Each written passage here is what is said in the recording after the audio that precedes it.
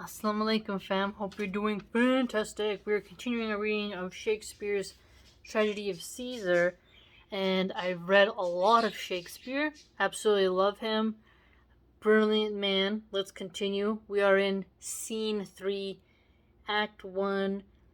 The thunder has already happened, and now we are at a scene between Casca and Cassius. Okay. Casca. So every bondman, in his own hand, bears the power to cancel his captivity. Notice this. So, you're a bondman as in a slave. You can cancel your own captivity. You can break your own slavery, is what he means. Cassius. And why should Caesar be a tyrant then?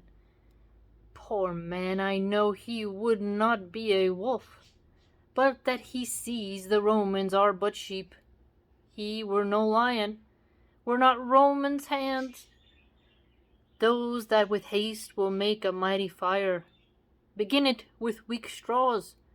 What trash is Rome, what rubbish and what offal. Okay, so offal, imagine a jar and it has different organ meats in it. It's pretty potent. Some people like it, some people don't, but it's a mixed match of stuff. I've also heard pig feet, offal. There's different recipes, but offal is a type of food. It's pickled, usually. Here, when he says that you would make a fire with weak straws, dried, more brittle, not young, green, and firm, so the fire can take it and consume it easier. So here, he's kind of saying that the Roman plebs are sheep, and they are not as good quality as they used to be, and that you can't really blame the wolf for being a wolf, and he's comparing Caesar to a tyrannical wolf. He's not actually being that kind. When it serves for the base matter to illuminate. So vile a thing as Caesar. So he's calling Caesar vile. But, oh grief, where hast thou led me? I perhaps speak this before a willing bondman. That I know my answer must be made. But I am armed, and dangers are to me indifferent. So here, when he says, dangers are to me indifferent, means that if there is danger, it doesn't disturb his equilibrium, doesn't disturb his focus. He's indifferent, A good example of that word in another context is a man sees a nude woman, he's indifferent, he isn't stimulated, he's just like, It doesn't make no difference. He has really good control over his faculties. So this is what he's getting at.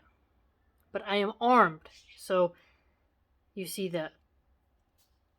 Casca. You speak to Casca and to such a man that is no flaring telltale. Hold my hand. Be factious for redress of all these griefs. And I will set this foot of mine as far as who goes farthest. Cassius. There's a bargain made now, Casca, I have moved already some certain of the noblest-minded Romans to undergo with me an enterprise of honorable, dangerous consequence. So notice this. An enterprise of honorable, dangerous consequence. So, a noble mission, essentially, an enterprise. They're going to go do something that is going to be quite broad of an undertaking, not an easy feat. To establish an enterprise is to really put yourself upon something. Honorable means that even if you lose, the merits will be measured in terms of honor, even if your enemies hate what you did. And dangerous, well, there's going to be some peril. Something honorable usually involves some type of danger to it, because that's what gives its sense of honor. Consequence? Well, whatever befalls him, due to the dangerous nature. So all three of those words really are bonded to each other. And I do know by this, they stay for me in Pompey's porch for now. This fearful night, there is no stir or walking in the streets. And the complexion of the element in favors like the work we have in hand. So what is he saying here? The complexion of the element in favors like the work we have in hand. The complexion is the color, so it's a gray, kind of murky mood, right? Something that where there's conspiring. There's something afoot to be had for their enterprise. So they're scheming and plotting against Caesar. So the environment is supposed to have this imagery in our brain of something gloomy, misty, silver in the sky, And so when he says, like the work we have in hand. So what are they doing? Something that is going to lead to bloodshed, the gray area of their mind, like, it's vague, shadowy, right? You can see how, in such a poetic way, that's laid out clearly. Most bloody, fiery, and most terrible. So here, just with those 3 lines, let's repeat it again. In the complexion of the element, in favors, like the work we have in hand, most bloody, fiery, and most terrible. So you can also imagine this as kind of the orange hue in the sky, right? Because when something's fiery, if you've seen wildfires, with the way the sun looks, the way the air is tinted reddish orange, there's a lot of black ash, there's, still the smoky grayness, right? And it looks quite terrible. And whenever there's a great battle, usually the sky turns as well due to the amount of fires, death, birds coming around, right? It kind of gives the feeling of a great feat ahead. Casca. Stand close a while, for here comes one in haste. Cassius. 'Tis Cinna, I do know him by his gut. Oh, sorry. Excuse me. 'Tis Cinna, I do know him by his gait. Sorry, his gait, not his gut. Gait is your stride, your pace when you walk. He is a friend. Enter Cinna. Cinna, where haste you so? To find out you. Who's that? Metellus Cimber? Cassius. No, it is Casca, one incorporate to our attempts, and I am not stayed for Cinna. Cinna. I am glad on't. What a fearful night is this! There's 2 or 3 of us have seen strange sights. Strange sights. So again, strange, ominous sights, right? The atmosphere, like he said, the complexion of the element is kind of really coming in synchronicity with what their plans are. Cassius. Am I not stayed for? Tell me. Cinna. Yes, you are. Oh, Cassius, if you could but win the noble Brutus to our party. So here, what do you notice? Remember how we learned that Brutus was, really getting pawed on by Cassius? Remember how he was being really manipulative to join their, aims against Caesar? So here you see that Cinna is telling Cassius, we need him in this affair. Like, we need him to join our mission, right? We need him to turn on Caesar and betray him, which, as you know, he did. Cassius. Be you content, good Cinna. Take this paper, and look you lay it in the praetor's chair, where Brutus may but find it, and throw this at his window. Set this up with wax upon old Brutus' statue. As this done, repair to Pompey's porch, where you will find us. Is Decius Brutus and Trebonius there? So Decius Brutus, Trebonius. Cinna. All but Metellus Cimber, and he's gone to seek you at your house. Well, I will hie and so bestow these papers as you bade me. So as you bade me, to command when you bade someone, right? Bid you farewell, they bade you to do something.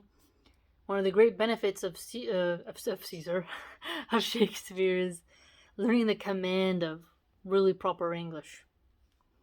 Cassius. That done, append to Pompey's theatre.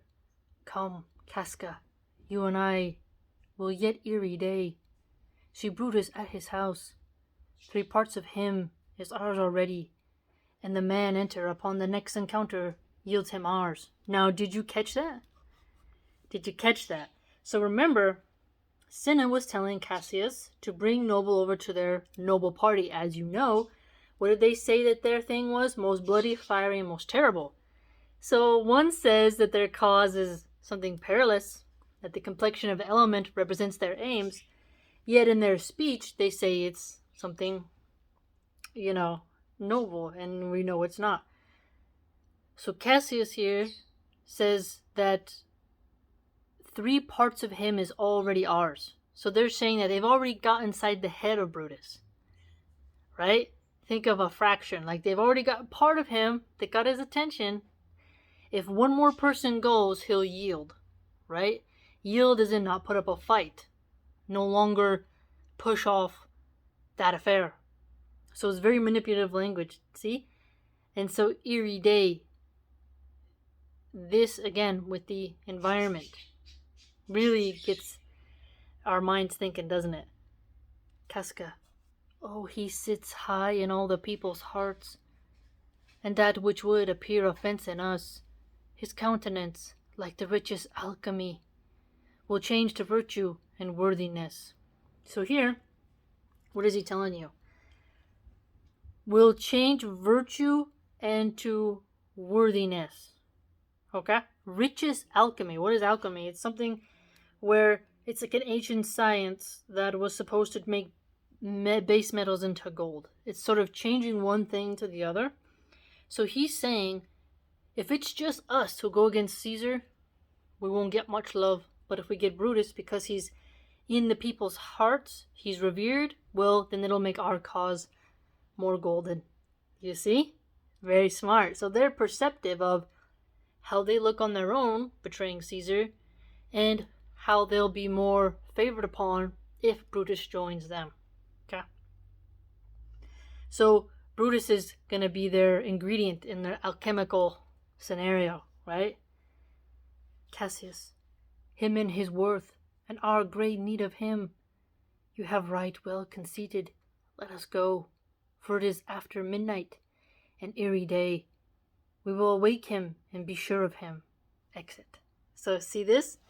We will awake him and be sure of him. So remember, Cassius previously said, and again he says here, and both in the last lines of his statements, upon the next encounter, yield him ours. The next time he speaks, we will awake him and be sure of him.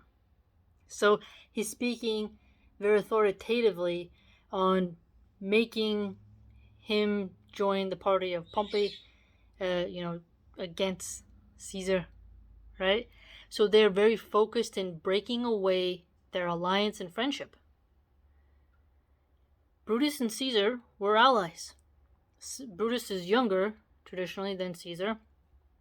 And if you recall, there was the whole line where Cassius was trying to really make him introspect and doubt, the fidelity he should have for Caesar.